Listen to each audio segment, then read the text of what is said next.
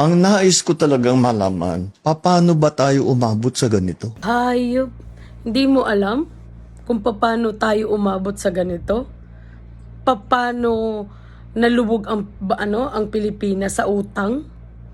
At paano nyo kinamkam ang pera ng taong bayan? Hindi nyo alam? Mr. President? Puchat naman oh. Alam nyo yun. Kayo gumawa nun eh. Diba, niloko nyo kaming mga taong bayan. Ngayon may problema ang Pilipinas. Bumabaha dahil sa bagyo. Hindi makadaloy ng maayos ang tubig sa kalsada nang dahil sa flood control, ang pera ng flood control na ninakaw nyo.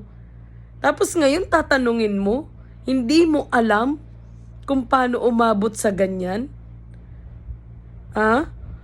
Yung pera ng taong bayan, kinamkam nyo.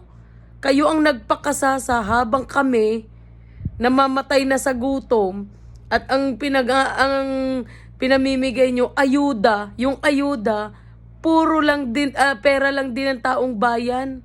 Tapos, ganyan ang tanong mo? Talaga ba? Mr. President, nag-iisip ka ba? O sabog ka na naman?